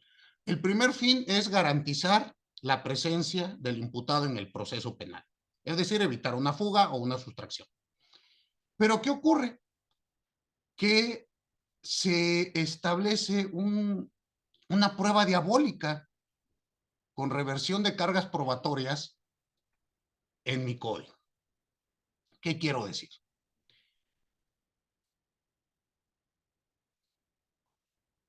El legislador establece, bueno, para analizar si hay riesgo de fuga o no de un imputado, debemos de tomar en cuenta los siguientes elementos. Y aquí viene algo que la doctora Pavón brillantemente esbozó hace unos segundos. Hay que analizar si estamos en presencia de un proceso penal de acto o de autor. Los estados democráticos, a partir de la segunda mitad del siglo XX, han establecido y se han encantado que el proceso penal debe de ser de acto, no de autor. Pero en las medidas cautelares parece que esta cuestión epistemológica no es tomada en cuenta. Y entonces el legislador establece presunciones de riesgo de fuga. Y aquí, doctor Julio, yo creo que usted nos va a decir que los mexicanos de plano no tenemos idea, porque también hablamos de presunción de inocencia. Y entonces imagínense, tengo una presunción de inocencia a nivel constitucional, pero una presunción de riesgo de fuga a nivel norma secundaria. ¿Y qué cree que impera? Pues la presunción de riesgo de fuga. ¿Y cuál es esta presunción de riesgo de fuga? Puede ser muy sencilla, ¿eh? Tan sencilla como, uno, que el imputado haya proporcionado un dato erróneo de localización. Es decir, si en algún momento yo, al dar mi dirección, di mal mi colonia, se presume que me quiero dar a la fuga. Dos, si se giran investigaciones, oficios, y aparece que tiene 2 o 3 domicilios y no me lo indicaste. Oiga, pero es que no vivo en los 3 domicilios. Las casas pueden estar a mi nombre, pero no son mías. O no las habito, mejor dicho. Entonces, riesgo de fuga. Esta reversión perversa de la carga de la prueba ocasiona, pues, que todo se considere riesgo de fuga. En el mismo riesgo de fuga, doctor Julio, mi legislador estableció la pena máxima que se le pueda llegar a imponer. Puede ser un aliciente para que te quieras dar a la fuga. Y ahora en mi país, bueno, tenemos una punición brutal. Un delito de privación de la libertad por particulares, normalmente llamado secuestro, la pena mínima son 90 años de cárcel. 90 años de cárcel. Pero en mi país la Constitución prohíbe la pena vitalicia. Entonces dices, ¿cómo no va a ser pena vitalicia, cadena perpetua, si me das 90 años de cárcel la mínima? Y te dice el legislador, no, son 90 años, si los vives, sales. Entonces, bueno, eso por cuanto hace a esta circunstancia. Después tenemos que obstaculice la investigación. Entonces, el legislador va a decir, puedes obstaculizar la investigación dependiendo de las circunstancias concretas de la persona. Es decir, si tienes capacidad de influir o intimidar en testigos, en peritos, o manipular evidencia o prueba material. Otra vez, derecho de acto o de autor. Como usted me decía, es que si tienes pasaporte, pues te vas a dar a la fuga porque puedes salir del país. Oiga, pero no hay ninguna acción tendiente a que yo intente salir del país. Bueno, y el tercero, que pueda ser un riesgo para la víctima, los testigos o la sociedad. Igual se establece que deben de existir datos objetivos que permitan razonablemente establecer esas circunstancias, que puedes atacarlas. Y en el caso concreto se atañe al tipo de delito y a la forma de comisión del mismo. Ahora, a mí lo que me parece más grave es esta cuestión de que te puedas convertir un riesgo a la sociedad. ¿Dónde dan bolas de cristal para ver qué voy a hacer en un futuro? Y lo más importante, atenta contra la presunción de inocencia. Porque estás presumiendo que si recupero mi libertad, voy a salir a delinquir. Entonces, esto es una prueba diabólica que recuerda mucho el proceso inquisitivo español en su fase de instrucción, propiamente en la etapa de municiones, ¿no? Donde ponían al pobre sujeto sometido al procedimiento al investigado a resolver, a dar pruebas de su fe, a decir actos de gracia, y a la menor equivocación se establecía la presunción de herejía y daba lugar a la cárcel. Entonces, hay que analizar qué es lo que pasa en México. México ha sido condenado en dos diversas ocasiones por la Corte Interamericana de Derechos Humanos por el abuso que se tiene en la restricción a la libertad. Un caso es el caso García Rodríguez contra México y el otro es el caso Zompantle Tecpile contra México. En uno se analizó una figura igual establecida a nivel constitucional, que es el arraigo, que consiste en meterte a la cárcel para investigar, si después te metemos bien a la cárcel. Entonces, una figura perversa. Y el segundo caso, bueno, ya nos dijo la Corte, es inconvencional el arraigo, porque te pueden tener hasta año y medio en la cárcel en lo que investigan. Y después nos dijo en la segunda sentencia, es inconvencional la prisión preventiva oficiosa. Violenta tratados internacionales y violenta la propia Convención Interamericana de Derechos Humanos. Entonces, esto se vuelve una cuestión que debemos de entender. En México, ¿qué ha dicho la jurisprudencia nacional? Hasta antes de esta condena, mi Corte Suprema señaló que la prisión preventiva oficiosa no violenta la presunción de inocencia, no es pena anticipada y no es violatoria de derechos humanos. Eso es lo que ha establecido la doctrina nacional. A mí me parece un error terrible y garrafal. Ahora, con esta condena, se nos ha requerido ya en 3 diversas ocasiones el cumplimiento de la misma, que debiese de ser abrogar de la Constitución y de la norma secundaria la figura de la prisión preventiva oficiosa. El Estado mexicano se resiste. Recién esta semana nuestra secretaria de Gobernación, que vendría siendo casi un símil de un vicepresidente, salió a manifestar que no es viable quitar la prisión preventiva oficiosa en nuestro país. Esto, insisto, es terrible. En la práctica, los juzgadores, realizando controles difusos de convencionalidad, están inaplicando la prisión preventiva oficiosa. ¿Pero qué es lo que están haciendo? Obsequiando prisiones justificadas, con justificaciones por parte de los fiscales meramente subjetivas, y entonces la regla sigue siendo la cárcel. Y esto es perverso. ¿Qué es lo que hay que analizar para el caso concreto? El proceso penal mexicano tiene 3 fases, o 3 grandes fases, que la primera es de investigación, la segunda es intermedia y la tercera es de juicio. Similar a lo que hemos venido platicando los 3 países. Esta primera fase de investigación, conocida en Europa como de instrucción, propiamente en España, que es donde se recaban los datos, hay que entender su naturaleza epistémica. En mi país, y en lo que escucho en otros, por lo poco que he leído y conozco, esta fase de instrucción o de investigación pretende establecer ya la culpabilidad del sujeto. El fiscal se enfoca a eso epistémicamente. El juez de control o de garantías también va encaminado a ello.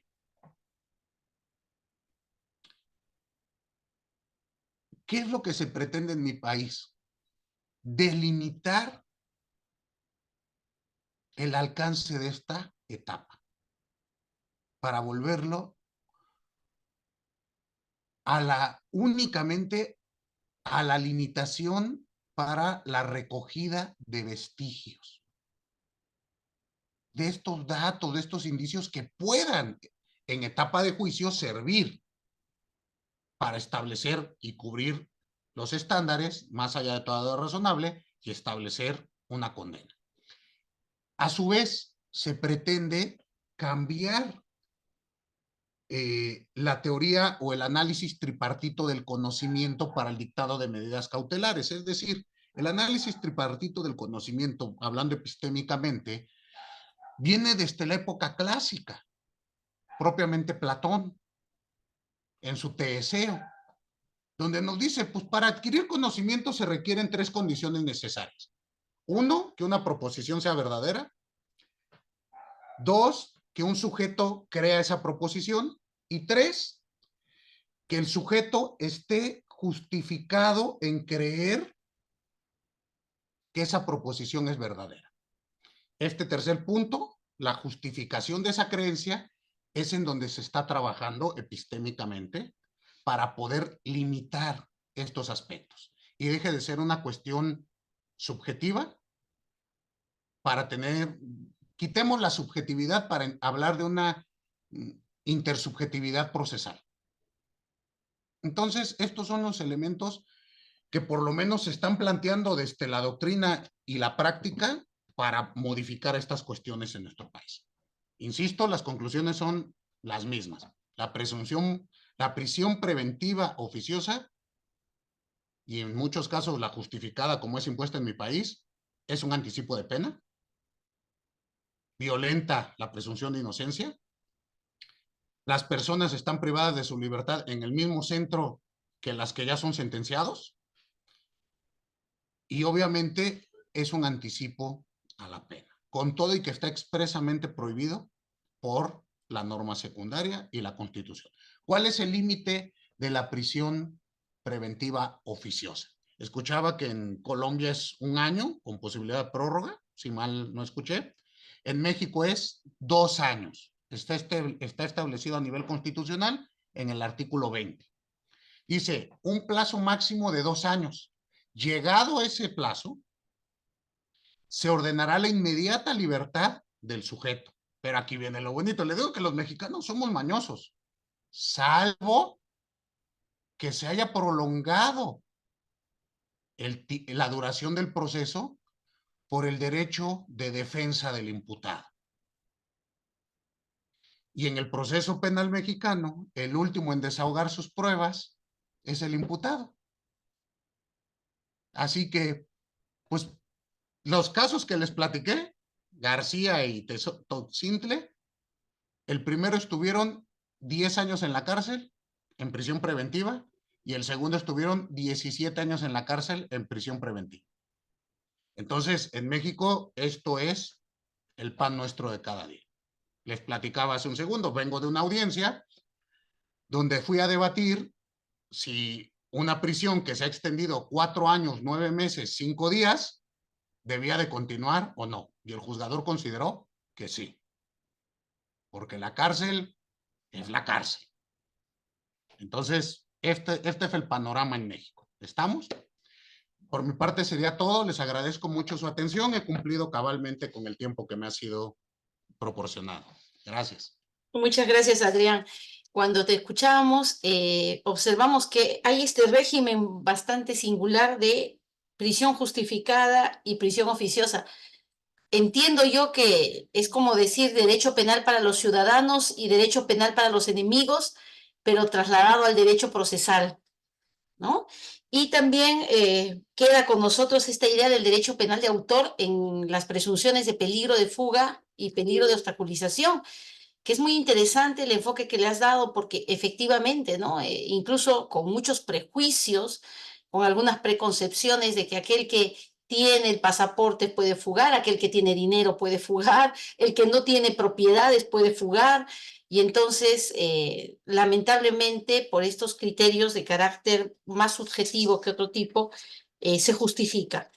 Sí es terrible la realidad, porque si nosotros comparamos las cifras que tú nos has dado, bueno, no llegamos a 202,000, hemos llegado a 90,000 internos, pero definitivamente estamos en una sobrepoblación donde el 40% efectivamente son personas que están procesadas sin sentencia. Estamos hablando casi de la mitad, y creo que si nosotros comenzamos a sacar los indicadores de Colombia y de Argentina, vamos a estar en una situación semejante. Es un tema que creo que da para más, para reflexionar mucho más, pero el aporte que nos han dado todos ustedes el día de hoy, para quienes estamos participando, es valioso porque permite ver cómo en determinadas realidades hay algunos avances. A mí me parece muy bueno lo que pasa en Argentina y en México en torno a tener expresamente a la prisión como última ratio. Sin embargo, nada se hace si es que la norma no se aplica. Y también muy interesante en el caso colombiano, en el hecho de que se haya asumido esta serie de estándares de excepcionalidad, de necesidad, y que de algún modo se busque aplicar, ¿no? En la realidad, pero creo que todos estamos de acuerdo en que termina siendo un tema normativo de algún avance, algunos otros retrocesos, se desnaturaliza con estas fórmulas de prisión oficiosa, la prisión utilizada para los políticos, el mecanismo de extorsión que supone la prisión para efectos de colaboraciones eficaces o mecanismos de delación. Son situaciones que vergonzosamente están presentes en nuestra realidad, en un Estado constitucional, en un modelo acusatorio, pero que, bueno, pues es parte de el análisis y la reflexión y la crítica y las salidas que nosotros como docentes, académicos, dedicados además algunos al litigio, además de la academia, estamos, creo, prestos a siempre reflexionar y también generar alguna propuesta de solución. Dejo a Guido porque hay algunas preguntas, algunas intervenciones.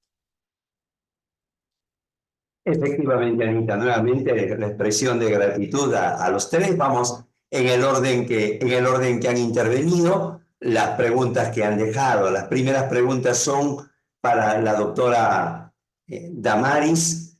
¿Cómo influye la aplicación del principio de interés superior del niño como derecho supranacional en la prisión preventiva?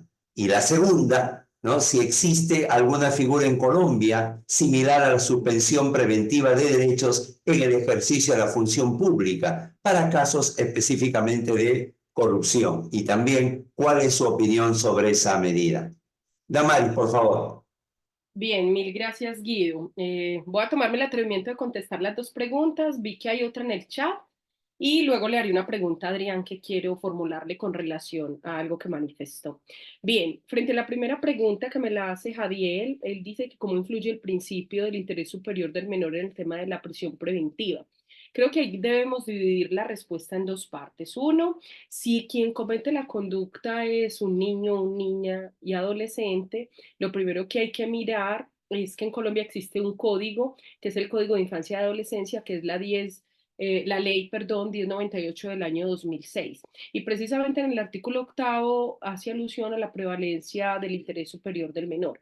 En ese caso, entonces, si él es el que comete la conducta punible para temas de prisión preventiva, de forma expresa no opera así, porque la finalidad de esta ley es más la protección de la familia, la protección integral de ese menor y realizar un procedimiento de carácter pedagógico. Por el contrario, si la conducta punible se comete es contra un menor de edad, entonces, ¿qué sucede con esa persona que está siendo imputada si se toma en cuenta el interés superior del niño? De forma expresa, en el artículo 296 del Código Procesal Penal y en los requisitos que se traen para imponer la medida de aseguramiento no está expresamente, porque se habla de tres requisitos que quiero plantear. Uno, que la medida sea necesaria para evitar que se obstruya el ejercicio de la administración de justicia. Dos, que el imputado sea un peligro para la sociedad. Y tres, que resulte una probabilidad de que esta persona imputada no comparezca al proceso. Entonces, como si vemos, son tres requisitos, allí no cabe de forma expresa el interés superior del menor Jadiel, pero si miramos el segundo ítem que hace alusión a la peligrosidad, pues indudablemente si es un padre que ha accedido carnalmente a su propia hija, allí el juez de control de garantía tendrá que evaluar y primará obviamente la protección del menor. Entonces es muy importante que tengamos en cuenta las dos características, si la comete o si es objeto de la conducta. Y que es muy importante que en esta ley o código de infancia y adolescencia se mira mucho es el restablecimiento de los derechos del menor y se mira mucho la restitución internacional de menores. La segunda pregunta me la hace María Antonia Guido, y entonces ella dice que qué medida existe en Colombia similar a la suspensión provisional o preventiva de derechos en ejercicio de función pública. Me gusta mucho esta pregunta porque, como vieron, no está dentro de las medidas de coerción o de aseguramiento, privativas o no privativas. Y la razón es la siguiente. Cuando se comete una conducta en casos de corrupción o temas que involucren intereses estatales, importa mucho, uno, el tema de transparencia; dos, es necesario verificar la lesión al interés del patrimonio económico del Estado, al patrimonio de la administración; tres, se genera una ruptura a la confianza propiamente de esa persona al Estado porque se está afectando ese patrimonio público, María Antonia. Pero acá quería adicionar algo. Como se trata de un sujeto cualificado, en Colombia una conducta punible puede dar lugar a tres responsabilidades. Una responsabilidad penal, que es la comisión de la conducta punible, que en este caso tú la mencionas, y ahí entonces cabría la medida de aseguramiento, una de las tantas que yo manifesté, privativa o no privativa, dos privativas o 9 no privativas. No está la suspensión preventiva del ejercicio de la función pública, pero hay también una responsabilidad civil. Puede que con esa conducta punible se generen daños al patrimonio económico, entonces hay lugar a una responsabilidad y un proceso respectivo. Y la tercera, la responsabilidad disciplinaria, y esa quizás es la más delicada, porque ahí sí cabe en mi país, atendiendo a una ley que existe de proceso disciplinario frente a servidores públicos, la suspensión provisional, establecida también como una medida de aseguramiento y con unos presupuestos específicos, considerada también en mi país, al igual que la detención preventiva, como no un adelanto de la pena, y obviamente hay que motivar esa medida. Entonces, como puedes observar, en materia penal no existe, pero sí existe en el ámbito disciplinario, y por tanto la misma conducta puede dar lugar a dos o tres tipos de responsabilidades. Ahí surge un problema, y es el problema del non bis in idem, como una misma conducta puede dar lugar a dos o más sanciones, ¿cierto? Frente a eso ya hay varios autores, incluso hace poco terminó una tesis doctoral alguien acá en Colombia en donde se empezó a discutir ese tema, si puede sancionarse por una misma conducta a una persona dos veces, y se decía que son responsabilidades totalmente diferentes porque buscan objetivo diferente, y aquí lo que se busca, reitero, es a ese sujeto cualificado mirar el fin esencial del Estado. Hay una pregunta, Guido, y que frente a esta también podrán contestar mis compañeros de conversatorio, que qué medidas alternativas recomendamos frente a la prisión preventiva. Como ya yo creo que todos lo manifestamos, vemos que si estamos en un Estado democrático y en un sistema procesal acusatorio adversarial, lo ideal no es imponer una medida de prisión preventiva. Para eso existen otro tipo de medidas y debería sustituirse por el tipo de medidas no privativas, que es muy importante mirar acá el fin de la pena. ¿Cuál es el fin de la pena?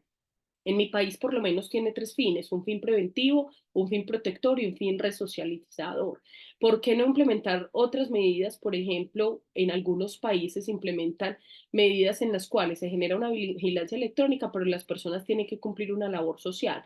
Ejemplo, ser jardineros de un lugar determinado. Entonces es muy importante ahí replantear el tema de política criminal de un Estado, porque concluyo con esto: el derecho penal debe ser un derecho penal hoy progresista, no retribucionista, ojo por ojo, diente por diente, y es muy importante el respeto a la libertad.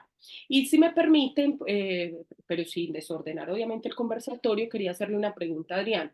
En mi país, como en tu país, y obviamente también en el del doctor Julio, existen términos de las medidas de detención preventiva. De forma genérica, en mi país es 1 año, pero hay otra categoría de delitos que permiten hasta 4 años o se puede prorrogar. Sin embargo, cuando se genera una superación de esos términos, hablamos en mi país de vencimiento de términos. Y a nivel constitucional, Adrián, existe una acción constitucional que se llama habeas corpus, en donde lo que se busca es interponer ante el juez esta acción para que dé lugar a la libertad de la persona, porque existe una privación de la libertad de forma arbitraria. La pregunta es si en tu país existe esta acción, y si no existe, a través de qué mecanismo se podría materializar el vencimiento de términos de precisamente esa medida privativa. Mil gracias. Muchas gracias por la pregunta, doctora. ¿A qué voy? En mi país, el habeas corpus, que es una figura del derecho inglés, lo tenemos establecido en el amparo. Propiamente en una vía que se llama amparo indirecto, que tiene como finalidad que un juez especializado únicamente en control de derechos sustantivos, así lo maneja expresamente la ley de amparo, retomando nomenclatura alemana, se encargue de proteger estos derechos. Es complicado, tienes que agotar una cosa que se llama principio de definitividad, etcétera, etcétera, etcétera. ¿Cuál es la figura que tenemos para realizar esta revisión o no de vencimiento de plazos? Viene en la norma adjetiva. Se solicita ante el juez que está conociendo del proceso, puede ser un juez de control o un juez de enjuiciamiento, si es que todavía no se dicta sentencia, se llama audiencia de revisión de medidas cautelares, que tiene como finalidad el cese, la sustitución o la modificación de una medida cautelar previamente impuesta. En el caso concreto, si se llega al plazo de 2 años establecido por la Constitución, se debe de analizar si esta medida, si esta privación de la libertad se puede prolongar o no. Y para ello se retoma criterios internacionales y establecidos por nuestra Suprema Corte, donde nos dice, hay que analizar la complejidad del asunto, 2, la actividad procesal del interesado, y 3, la conducta si la conducta de las autoridades ha sido diligente. Los 3 elementos se deben de analizar en su conjunto y la carga de la prueba para justificar la prolongación y el acreditamiento de estos 3 elementos le corresponde al fiscal. Así está establecido en nuestro país. Sería lo que puedo responder. Gracias. Muchísimas gracias, Adrián. Muy claro, muy interesante. Vamos a pasar a la pregunta al doctor Julio Vélez, ¿no? De todas las alternativas que se han mencionado a la prisión preventiva, ¿cuál sería la más recomendable o las más recomendables para que justamente pueda lograrse ese equilibrio también del aseguramiento del procesado en el proceso, del procesado en el juicio, Julio? Bueno, comparto un poco con lo que dijo la doctora Pavón Giraldo en cuanto a que debería ser una medida no privativa de la libertad.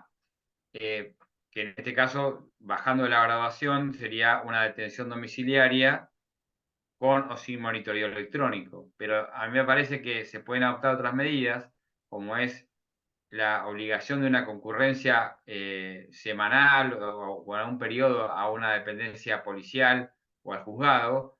Se puede llegar a retenerle el documento de identidad para que esa persona no pueda salir del país.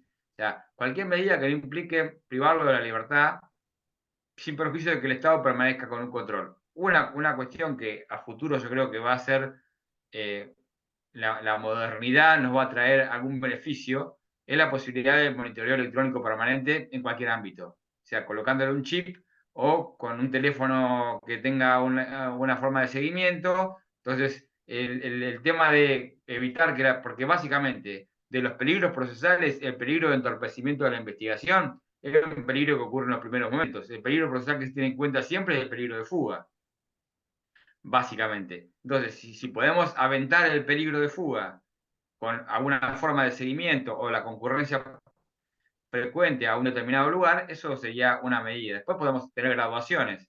De última la prisión domiciliaria, pero eso es una restricción de la libertad. En principio sería esa respuesta para esa pregunta, digamos. Sé que hay otra pregunta más ahí, Guido, si querés formulármela.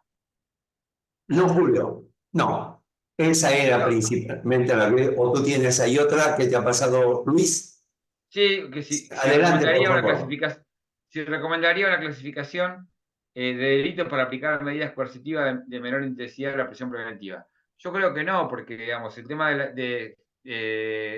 hoy señalaban los colegas ahí la posibilidad de que hay delitos en los que sí o sí se aplica la prisión preventiva. Porque digamos, está invertida, sería invertir la posibilidad de que algunos delitos no se aplique menor. O sea, la idea es que la prisión preventiva sea algo excepcional, que solamente se aplique en aquellos casos más graves en los que efectivamente se concurren todos los requisitos y que no existe otra medida alternativa que igualmente avente los peligros procesales. En síntesis. Entonces, esa clasificación no me parece adecuada. Perfecto, Julio, muchísimas gracias. Y las últimas dos preguntas para el doctor Adrián Polanco. Si en la prisión preventiva oficiosa se está aplicando el derecho penal del enemigo, una, y la otra, la misma, que ha sido una pregunta, entiendo, transversal para todos los expositores, si recomendaría que se haga una clasificación de los delitos para aplicar medidas coercitivas de menor intensidad que la prisión preventiva. Muy bien. Bueno, por cuanto hace a que si la prisión preventiva es una cuestión oficiosa, es un derecho penal del enemigo, bueno, creo que aquí tendríamos que analizar algunos aspectos, ¿no? Me parece que es un abuso, retomando las nomenclaturas empleadas por Ferrajoli, me parece que es un abuso de los poderes salvajes del Estado. No sé si propiamente un derecho penal del enemigo, porque no va enfocado a un grupo en particular.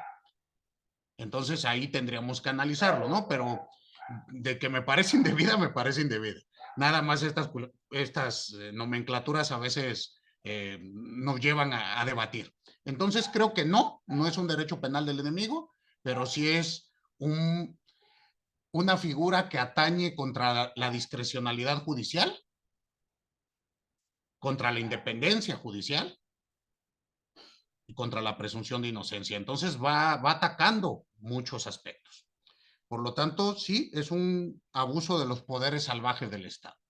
Por cuanto hace a la segunda pregunta, si considero adecuado que se establezca algún catálogo de delitos para establecer medidas cautelares que no sean privativas de la libertad, no estoy de acuerdo. Incluso a la pregunta que también me mandaron al chat, en el sentido de que ¿qué alternativa doy a una prisión preventiva? No puedo responder eso, porque hay que analizarlo caso por caso. Es decir, es una cuestión de discrecionalidad judicial. ¿Qué es una discrecionalidad judicial? Cuando un juez opta válidamente entre dos opciones, ambas legales. Pero aquí entra el arbitrio judicial para determinar y ponderar, siempre con un enfoque de derechos humanos, que no se violenten o se afecten de manera irreparable derechos del sujeto que va a resentir la cautela. ¿Qué quiero decir? Atañe a la necesidad, atañe al peligro de demora, atañe a la justificación. ¿Por qué? Porque las medidas cautelares en sí mismas no son malas. Hay medidas cautelares que sirven para garantizar la reparación integral del daño para la víctima. Entonces, no satanicemos ni unas ni otras. Tenemos que analizar a la necesidad de esta. Y el arbitrio judicial no es lo mismo que ser arbitrario. Entonces, hay que, dentro de una teoría de la decisión judicial, estar en estos límites respetuosos de los derechos humanos, epistémicamente justificables, que nos permitan validar o no la decisión tomada por un juzgado. Y siempre y cuando con la posibilidad de revisión y de impugnación de manera pronta y expedita. Eso sería cuanto, doctor Guido. Muchísimas gracias, Adrián, y en general, gracias a nuestros expositores, a las personas que están presentes, y así es que vamos ya con el epílogo en el mismo orden que han expuesto la doctora Damaris, el doctor Julio y el doctor Adrián. En un minuto nos ofrezcan su reflexión, su saludo, y nuevamente agradeciéndoles este esfuerzo. Hay una diferencia horaria enorme. El doctor Julio Vélez está cerca a las 11 de la noche, mientras que el doctor Polanco recién está cerca a las 8. Así que digamos, ese intervalo que hay justamente conspira a veces para poder tenerlos un mayor tiempo que se pueda. Así que comenzamos nuevamente. Muchísimas gracias. Damaris, comenzamos contigo. Bien, no, simplemente dar las gracias a Gacal, a Ana, a Guido, a Adrián, a Julio, a todos los que se encuentran a esta hora presentes. Yo pienso que día a día siempre tenemos que formarnos, discutir y analizar. Con relación al tema, simplemente debo decir que todos los países, por lo menos en Latinoamérica, y obviamente cuando se firman diversos tratados, debemos responder a estándares internacionales. Que hoy el derecho procesal es un derecho procesal que tiene una tendencia que gira a ser más globalizada, más constitucionalizada, y lo que se busca es que sea un derecho procesal basado en una garantía y protección de los derechos. Si esto es así, entonces debemos responder cada Estado nuestra propia normativa a estándares internacionales. Y es muy importante tener en cuenta el Pacto Internacional de Derechos Civiles y Políticos cuando nos dice que a lo largo del proceso la libertad debe ser la regla general y que solo puede ser privada de forma excepcional. Solo puede sacrificarse el derecho a la libertad tomando en cuenta lo que decía Adrián y el doctor Julio, atendiendo a criterios de necesidad, proporcionalidad, justificación, gradualidad y necesidad. En ese sentido, entonces, lo más importante es que hoy nos replanteemos en el proceso penal de cada uno de nuestros países cómo debemos actuar atendiendo al fin propio del proceso, del derecho procesal y de la pena. Entonces, no siendo más Guido, yo simplemente daría esa invitación en donde cada uno de nosotros seamos estudiantes, funcionarios públicos, abogados, funcionarios jurisdiccionales. ¿Qué es lo que pretendemos con el derecho penal? ¿Simplemente llevar a las personas a prisión o queremos buscar un fin superior a eso? Y hacia allá es donde yo considero que debemos girar. Y esto se resume en que en una nueva política criminal para cada estado. No siendo más, les agradezco y les deseo una linda noche. Muchísimas gracias, Damaris, de parte de todos los que hacemos EGACAL, de parte de todos nuestros participantes esta noche, en título propio y de mi familia. Damaris, un beso muy grande, sabes el afecto que te tenemos, así es que muchísimas gracias, amiga, con mayúscula, en los días soleados y en las noches oscuras. Muchas gracias. Julito, tu despedida ya, Bueno, 11 de la noche, hora de Argentina. Muchísimas gracias, Julio. nada, por favor, un placer, un gusto para mí compartir por la invitación a ustedes, a Ana, a Guido, a los compañeros de panel y a todo el auditorio. Me parece muy importante seguir debatiendo estos temas y sobre todo poniendo sobre la mesa las problemáticas que existen sobre cuestiones que tienen que ver con el proceso penal que todavía tienen que evolucionar, que todavía hay mucho camino por recorrer, que todavía es necesario implementar no solamente normativas, sino prácticas que dejen de lado esta aplicación generalizada de la prisión preventiva, existiendo posibilidades de que por medios alternativos menos gravosos haya menos personas encarceladas previa a una sentencia condenatoria.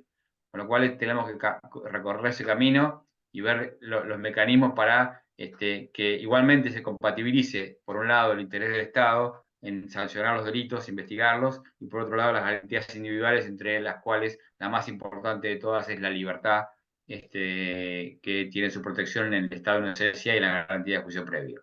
Muchas gracias y buenas noches para todos.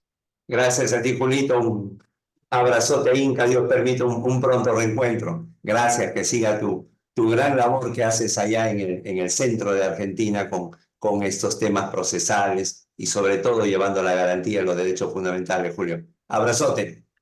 Adrián, Abrazo grande. estamos contigo. Gracias.